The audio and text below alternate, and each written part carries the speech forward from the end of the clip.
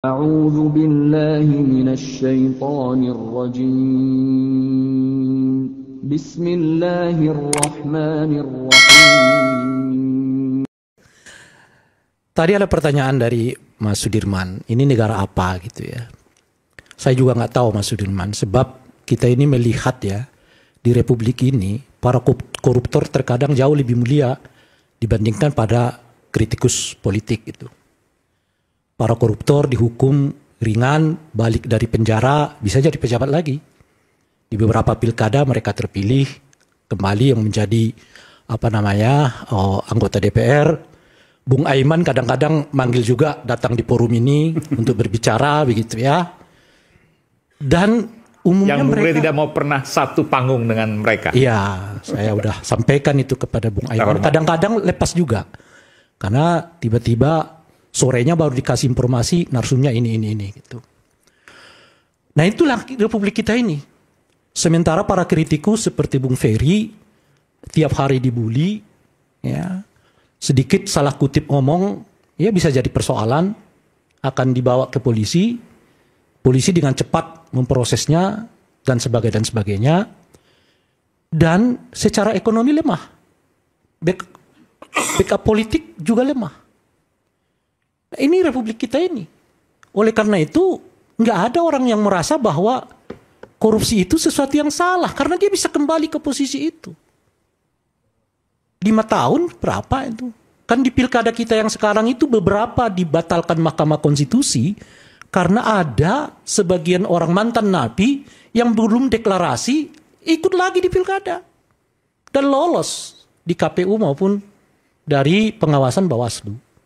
Dan sebagainya gitu. Nah inilah Republik yang memuliakan para koruptornya, tapi meminggirkan para oposisi, meminggirkan para kritikus. Kritikus itu dianggap sebagai jenis makhluk yang mengancam kedaulatan negara, mengancam keutuhan negara, ya sehingga dikirim buzzer untuk menyerangnya. Lihat sedikit ada pernyataan dia, silap saya sedikit, langsung polisikan. Ingat ya, di pemerintahan Pak Jokowi berapa orang yang sudah ditetapkan sebagai tersangka kasus makar. Makar loh Pak. Ada nggak koruptor yang dipidana dengan pidana makar? Rasanya belum ada. Gitu. 270 triliun uang negara dihukum cuman 6,5 tahun ya, sambil hakimnya tersenyum. Negara apa? Negara yang memuliakan koruptor, tapi tidak memuliakan para kritikus. Oleh karena itulah, ya Pak Sudirman Said, nggak ada yang berminat jadi kritikus, minatnya semua jadi politisi. Kalau penting ikut kekuasaan. Bahkan orang yang baca sejak mahasiswa buku-buku anti militerisme, ya ikut juga dengan pola-pola militerisasi yang terjadi era ini. Apa namanya ideologi itu? Tidak ada. Kekuasaan itu jauh lebih hebat. Karena dengan kekuasaan, kemuliaan hidup didapatkan, uang didapatkan, jabatan didapatkan, glorifikasi didapatkan macam-macam dan sebagainya. Gitu. Maka berbondong-bondonglah orang masuk kepada kekuasaan itu, meskipun yang didapatkan itu cuman remeh-temehnya. Tapi berkuasa. Yang penting itu jabatan berkuasa itu. Nah di kekuasaan itu, orang bisa memutar semua. Hal yang ia tidak suka jadi suka. Hal yang ia tentang jadi kemudian sebaliknya. Dan muncullah glorifikasi. Oh pemerintah sekarang hebat, pemerintah sekarang hebat, pemerintah sekarang hebat. Dan sebagainya gitu. Nah itu yang kita hadapi sekarang ini. Oleh karena itu ya kita harus beri mungkin ya respect pada apa yang seringkali diingatkan oleh Cak Nur dahulu ya. Saya pernah undang beliau untuk bicara tentang apa sih sebetulnya makna beroposisi itu. Beliau tekankan betul. Oposisi itu sama mulianya dengan orang yang menjabat.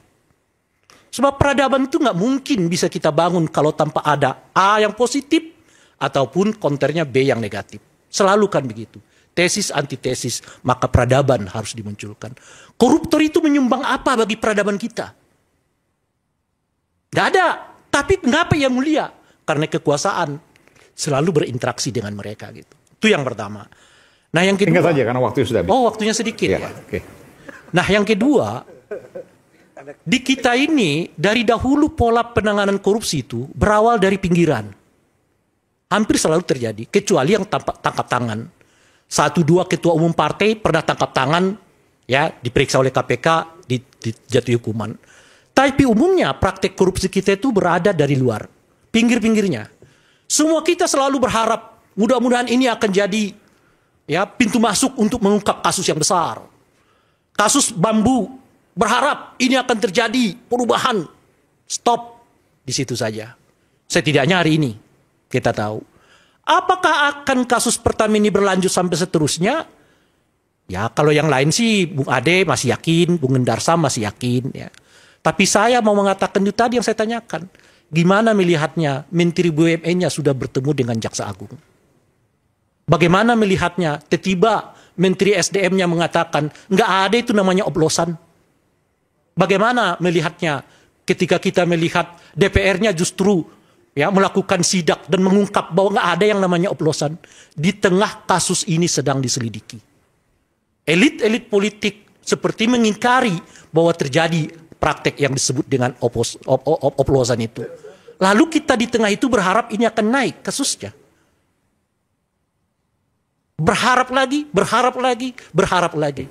Kita menjadi manusia yang selalu berharap untuk tidak pernah mendapatkan mimpi yang sesungguhnya. Terakhir Bung Aiman, itu lagi yang saya sebutkan tadi. Bagaimana pintu Pertamina ini dijadikan perubahan besar di era Pak Prabowo? Mohon maaf. Kita mendengar kasus tadi, ada menteri yang angkat adiknya jadi staf ahli, ditegur presiden enggak? Bung Ferry membawa kasus yang berhubungan dengan retret yang diduga ada tindak pidana korupsi. Kita akan lihat ditanggapi KPK enggak. Ada kasus dulu ya, staf kementerian ditersangkakan oleh KPK lalu dibatalkan oleh pra peradilan, sekarang jadi wamen.